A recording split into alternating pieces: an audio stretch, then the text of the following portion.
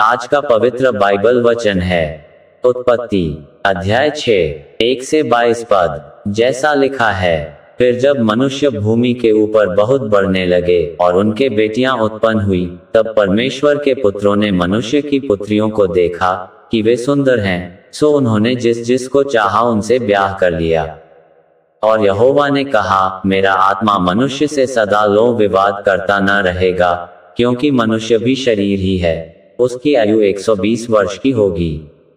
उन दिनों में पृथ्वी पर दानव रहते थे, और इसके पश्चात जब परमेश्वर के पुत्र मनुष्य की पुत्रियों के पास गए, तब उनके द्वारा जो संतान उत्पन्न हुए, वे पुत्र शूरवीर होते थे, जिनकी कीर्ति प्राचीन काल से प्रचलित है। और यहोवा ने देखा कि मनुष्यों की बुराई पृथ्वी पर बढ़ गई है, और उनके मन के विचार में जो कुछ उत्पन्न होता है सो निरंतर बुरा ही होता है। और यहोवा पृथ्वी पर मनुष्य को बनाने से पछताया, और वह मन में अति खेदित हुआ। तब यहोवा ने सोचा कि मैं मनुष्य को जिसकी मैंने सृष्टि की है पृथ्वी के ऊपर से मिटा दूंगा, क्या मनुष्य, क्या पशु, क्या रेंगने वाले जंतु, क्या आकाश के पक्षी, सबको मिटा दूंगा, क्योंकि मैं उनके बनाने से पछताता हूँ। परंतु यहोवा के अनुग्रह की दृष्टि नूह पर बनी रही। नूह की वंशावली यह है। नूह धर्मी पुरुष और अपने समय के लोगों में खरा था, और नूह परमेश्वर ही के साथ साथ चलता रहा। और नूह से शेम और हाम और येपेत नाम 3 पुत्र उत्पन्न हुए। उस समय पृथ्वी परमेश्वर की दृष्टि में बिगड़ गई थी और उपद्रव से भर गई थी। और परमेश्वर ने पृथ्वी पर जो दृष्टि की तो क्या देखा कि वह बिगड़ी हुई है, क्योंकि सब प्राणियों ने पृथ्वी पर अपनी अपनी चाल चलन बिगाड़ ली थी।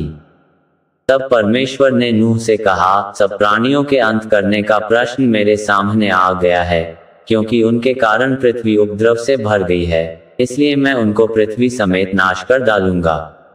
इसलिए तू गोपेर वृक्ष की लकड़ी का एक जहाज बना ले, उसमें कोठरियां बनाना और भीतर बाहर उस पर राल लगाना, और इस ढंग से उसको बनाना, जहाज की लंबाई 300 हाथ, चौड़ाई 50 हाथ और ऊंचाई 30 हाथ की हो।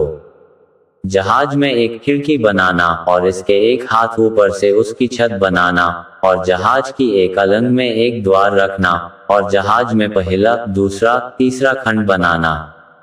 और सुन, मैं आप पृथ्वी पर जल प्रलय करके सब प्राणियों को जिनमें जीवन की आत्मा है आकाश के नीचे से नाश करने पर हूँ, और सब जो पृथ्वी पर हैं मर जाएंगे।